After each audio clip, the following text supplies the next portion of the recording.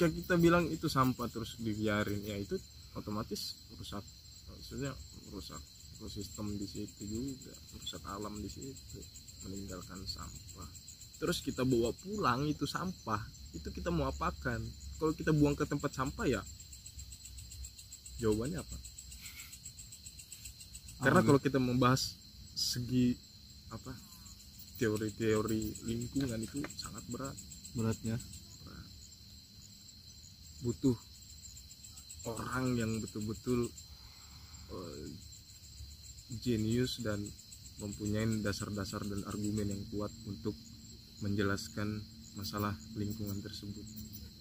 Karena seperti yang saya bilang, kalau orang yang pecinta alam tuh semisalnya nih ya, kalau menurut saya, seminim pengetahuan saya pribadi, ya mereka-mereka yang di pedalaman yang menebang pohon harus misalnya diameter sekian. Oh ini udah kering bisa ditebang. Oh aku memburu misalnya mamanya aja, yang induknya aja, yang anaknya dipelihara sampai besar, terus dikawinkan, terus dan seterusnya. Kalau mereka di sana kan apa sifatnya tidak serakah gitu, beda sama dengan orang di perkotaan. Ketika itu bedanya ya. Iya, maksudnya kenapa aku bilang mereka itu betul-betul pencinta alam, karena mereka menjaga keseimbangan. Kalau saya bilang mereka ketika hari ini dapat 1 ikan atau 2 ikan untuk makan satu rumah atau dengan tetangga udah cukup, udah mereka nggak sampai habisin mancing terus. Itu orang-orang yang di pedalaman. Iya. Nah itu sudah. Itu yang mungkin saya bisa kategorikan apa ya, pencinta alam atau menjaga keseimbangan alam. Kalau ada pun di luar daripada itu saya mendukung gitu loh, bukan berarti saya tidak setuju misalnya. Berarti sebenarnya contoh misalnya kayak warga yang sudah lama berkebun di daerah pegunungan gitu kan, terus ini si perusahaan nih mau masuk nih ke situ, mau nambang. Nah sebelumnya itu kan mereka menolak nih. Kan mereka kalau buka lahan gitu kan apakah enggak merusak alam kalau kayak gitu tuh?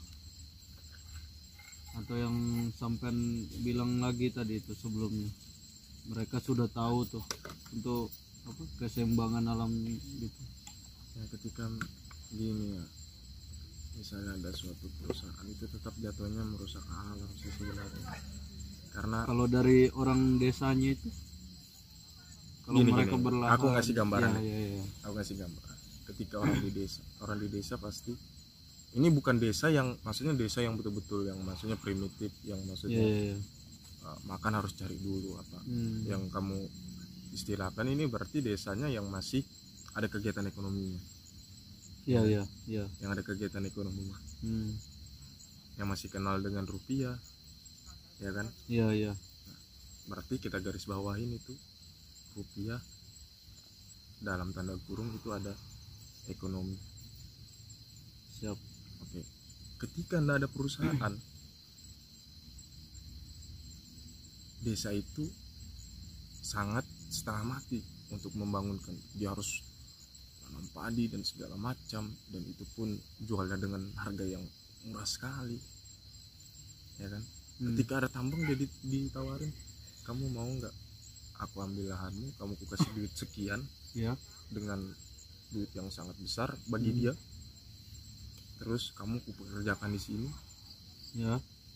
terus ketika kamu jadi warga desa di situ, apa yang kamu katakan kepada penawarnya pemerintah ini? Ketika orang yang punya idealisme tentang alam, tentang kegiatan di apa maksudnya tentang lingkungan, mungkin mereka menolak ketika dia punya pengetahuan itu. Tapi ketika dia mendahulukan dengan alasan kebutuhan, anak istri, oh anakku nanti bisa jadi ini di perkotaan, anakku bisa kuliah, berarti kan diterimanya. Di situ ada iming-iming ekonomi, untuk memajukan ekonomi. Dan rakyat yang menerima pun kalau saya bilang itu tidak salah. Tidak salah. Iya, karena nah ini lagi malah bagus seperti itu, atau warganya ini tetap mempertahankan? ya bagusnya untuk tetap mempertahankan kalau bagusnya. Cuman ketika kita mengklaim itu salah, nurani kita juga berpikir, masa kita mau membiarkan desa yang mau berkembang dengan cara, walaupun nih kasarnya dengan tambang gitu kan. Kasarnya dengan tambang. Ketika saya jadi orang tua, saya berpikir anak saya bisa kuliah nanti di perkotaan, anak saya nanti bisa jadi tidak jadi seperti saya, bisa sukses dengan adanya tambang di sini. Terus apa yang harusnya dilakukan gitu kan? Karena kalau warga desa di situ menerima, kalau saya bilang itu bukan hal yang salah.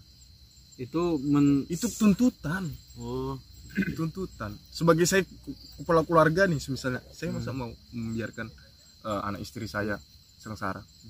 Berarti itu masuk mensejahterakan enggak? Ya kita melihat lagi itu perusahaan mensejahterakan atau tidak. Dan saya lebih respect ketika pemerintah turun menawarkan semisalnya pengembangan agrowisata, petani. Oh, kayak kelompok tani gitu. Kelompok tani. Oh iya. Harga jualnya lebih bagus gitu kan. Pokoknya pengembangan desa dengan apa adanya. Mereka di situ misalnya ternak, ya udah subsidi lah mereka, misalnya ternak-ternak. Nah, kalau aku setuju dengan kayak gitu tuh. Saya lebih respect ketika pemerintah membuat kebijakan atau solusi untuk memajukan ekonomi desa itu seperti itu, daripada dengan tambang. Karena apa? Tambang itu kan sifatnya sementara. Ya. Dan kerusakannya itu bersifat jangka panjang. Parah. Nah itu sih sebenarnya. Tapi kalau saya bilang yang orang desa itu menerima tambang itu salah, saya tidak berani mengklaim itu salah orang desa itu. Karena dari segi tuntutan ekonomi, dan di situ harus ada pemerintah turun. Mungkin kalau tambang ini sifatnya lebih instan mungkin ya, kalau untuk segi ekonominya gitu, ya kan? Dan jangka waktunya pun kasaran ambillah 10 tahun, itu instan sekali. Tapi kalau dengan subsidi pemerintah gitu kan, menaikkan harga gak usah dinaikkan deh, disubsidi, misalnya dibantu dalam bibit gitu kan, dikasih pengetahuan. Itu lama tuh bang ya, pengembangan jangka panjang dan untuk merusak alam itu sangat minim gitu loh. Walaupun ada tuh tapi sangat minim gitu kan, ketimbang dengan adanya tambang. Jauh betul obrolan ini sampai ke situ. Ya makanya saya bilang menarik kalau membahas lingkungan itu sebenarnya sangat dalam sekali, karena berkaitan dengan ilmu apa aja, dari politik, ekonomi, terus kehutanan, filsafat, itu bisa masuk semua ke situ. Apa? Motivasi. Motivasi. Apa sih yang memotivasi abang dalam mencintai alam atau menikmati alam nih? Mungkin kalau hobi gitu ya. Kenapa sih bisa hobi dengan hobi yang lebih sering gini, lebih senang kayak yang berhubungan dengan alam lah pokoknya. Ya, lebih senang misalnya kayak ke bukit, ke gunung gitu kan. Bukan berarti saya tidak suka ke pantai. Saya suka semua, di gua, di pantai saya suka, di gunung saya suka. Cuman saya cenderung lebih sukanya di gunung karena saya merasa damai. Itu dia. Dan saya ke gunung itu kayak bisa dibilang kayak meditasi, dan di situ tempat saya mengobrak-abrik diri saya sendiri. Saya selama ini melakukan apa? Oh ternyata saya salah. Maksudnya ya semacam introspeksi diri kecil lah ketika kita sesuatu gunung atau bukit. Kalau baru-baru awal rajin-rajin riset, rajin-rajin ngebaca literatur atau ngeliat video. Ketika kita di alam tuh bijaknya. Nah, sekarang tuh sebenarnya itu sebijak apa sih kita dengan alam? Nah, karena saya pun apa kita dengan alam? Karena saya pun masih belum berani mengklaim diri saya ini pencinta alam. Ya, karena sebatas menikmati ya bang ya. masih sebatas menikmati. Coba matikan.